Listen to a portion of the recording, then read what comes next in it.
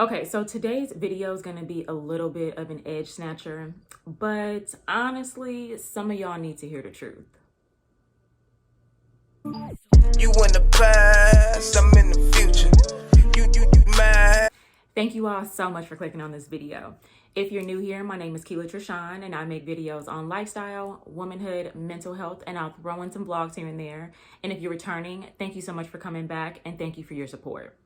Okay, so today's video is kind of personal to women, and I wanted to just kind of talk about reasons why women may or may not have children, and just I want to kind of deter you from asking women why they don't have children, because the reasons can vary, and I want to kind of talk about some of those today. So if you are interested, please go on ahead, hang around, stay tuned. Okay, so the first thing I wanted to discuss regarding people having children or not, some of these can be interchangeable, women or men, but it seems like women get a lot of the stigma for not having children by a certain age and all that good stuff. But one of the reasons why people may or may not have children is because of financial reasons. Now, I'm gonna go on ahead and speak from personal experience. I am a millennial, and I graduated during a recession. So with that being said, there were not a lot of jobs available for someone who had just gotten out of college, or there would be like one or two jobs and hundreds, if not thousands of us were competing for that one job. So with that being said, I was blessed to still be employed, but it was not in what I majored in. I just kind of kept the job that I had for longer than I had planned, but there wasn't really much out there. And I think that a lot of us in my age range have it's kind of been this thing where we kind of got started late when you compare us to other generations as far as like making the money that we should. And a lot of us are still not making the money that we should based on the education that we have. And so the reason why I even bring that into play is because people don't realize that if you cannot take care of yourself comfortably, it can be scary and daunting to think about bringing a child into that environment. Now, I know like I'm way more established now than I was, 10, 15 years ago. And although when I look at my life, I did want to have children a little bit earlier than I did, but there were so many different factors, and honestly, finances was one of them. Like I couldn't imagine bringing a kid into the world, again, not being able to take care of myself properly. And although people have done it and people have been successful at it and, went through the trenches, whatever, it's not for everybody. So before you ask somebody why they don't have children or, what their situation is, just kind of remember that it could be a financial issue. It's so much more expensive to live these days than it was back in the day, even like a generation before me. And I mean, that could really be like a situation that would hinder you from having kids when you want. Okay, so another real factor in having children is being with the right person. Now, this is kind of tricky because I do think that sometimes two people are just simply meant to be together to bring a particular child into the world, right? You have plenty of situations where, somebody accidentally got pregnant, or I don't know, like you had children with somebody who you knew was toxic for whatever reason. And I do believe that things are just kind of meant to happen. And, if these two people didn't get together, this child would not be here, right? So that's that part. But I do think that if you have an opportunity to kind of be selective and, really plan out who you want to have kids with, like that's a very serious decision. You want somebody who is going to be able to take care of your child emotionally, physically, spiritually, all that. Like you want somebody who's not abusive, who's not toxic. And it's not to say that anybody is going to be perfect. We all have issues that we need to work on. But I do feel like at the end of the day, if you can help it, you want to be with someone that is going to do their best. No matter what's going on, they're going to do their best. And not everybody is like that. Like I think that, in the dating phase, you start to you see these traits that you may or may not want in a parent of your child. And so when we get to asking people these questions, you got to consider, like, are they single?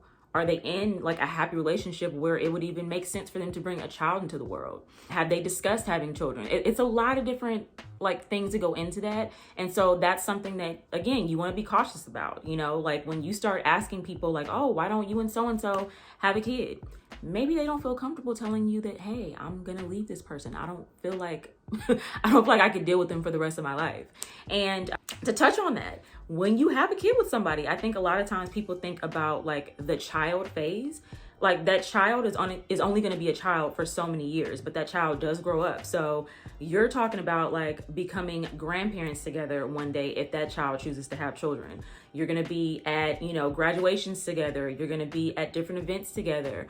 All kinds of things, like things that surround that child. Like you guys are connected forever. And so if you're with someone that you don't see that life with, then you want to proceed with caution. But again, you asking someone this question, it could be a loaded question, and you just never know what type of situation they're in. So yeah, that is a factor in having kids. Okay, so the next topic that I wanted to discuss in this video is they may be having fertility issues, and that could be a reason why they don't have children. So again, this could go for men and women, but I'm going to talk about women since I'm a woman. Now, I had a miscarriage about a year before I had my son. Well, not a year before, like a year before I got pregnant with my son. And it was due to me having fibroids. So while I didn't have, I guess, like a permanent fertility issue, me having fibroids did contribute to the miscarriage that I had. So thank God I didn't have anybody around me at the time that, was pressing me about having kids. But definitely, like, the questions would come up. Like, I had been with my now husband for several years. So people were like, oh, when are you guys gonna start having kids? And, what's going on with that? And like, while now I'm able to talk about it and, I'm in good spirits, I have my beautiful son, so there was light at the end of the tunnel. That was a difficult experience.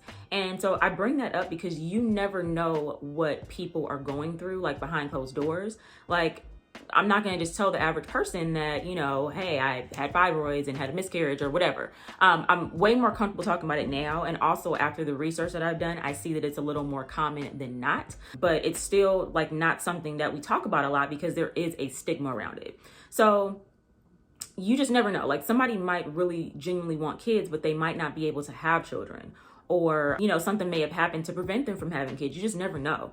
So I think that is a topic that you just want to kind of tread lightly around, because especially, and I can speak from experience being a woman, like, society looks at us like, you're supposed to bear children and you should have them by a certain age. And if you don't have them by a certain age, then something's wrong with you. So like, knowing that and then having the issue on the other end that's like preventing you from having a kid, that can be like really detrimental and traumatic. So you just want to be like conscious of that before you start, pressing people and ask them why they don't have kids, because there could be a lot to unpack that they just simply don't want to discuss. All right, so the last reason why you probably want to just be careful asking people about having kids is because in a lot of cases, it's just none of your goddamn business. Like, I hate to even be super direct and super just kind of with it, but it's true. No matter what the reason is that someone does not have children, or maybe doesn't even want children, sometimes it's just not a conversation that they want to have with you.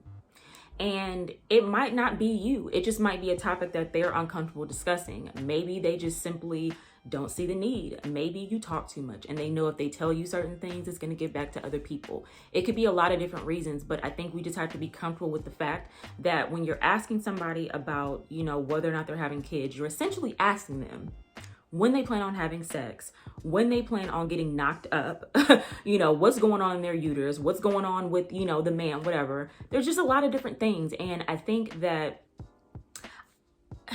while some people mean well when they ask these questions, like, you just don't know what type of emotions you could stir up when asking this. And again, I just don't feel like it's one of those things that just come up regularly in conversation, unless like you're super close. Like, if my mom asks me something, that's one thing, but just some random Joe Schmo. Like, I've had neighbors ask me while my son was like 2 months, like, oh, when are you having your next one?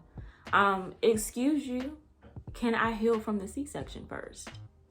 can I lose the baby weight first? Like, is that okay with you? Can I raise him? Can I learn how to be a mom first before we start talking about baby number 2? So yeah, it's just none of your business at the end of the day. So just steer clear of asking people these questions unless you guys have that type of relationship, unless you kind of know what's going on. But I just personally feel like if they don't bring it to you, don't ask. All right, you guys. So as I always say, I'm never trying to be negative, but I do think that there are just some conversations that we need to have because people really need to understand and know.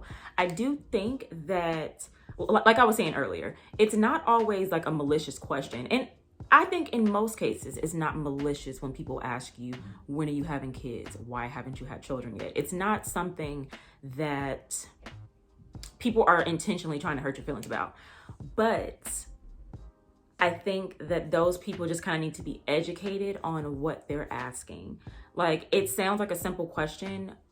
When are you having children? Why haven't you had children yet?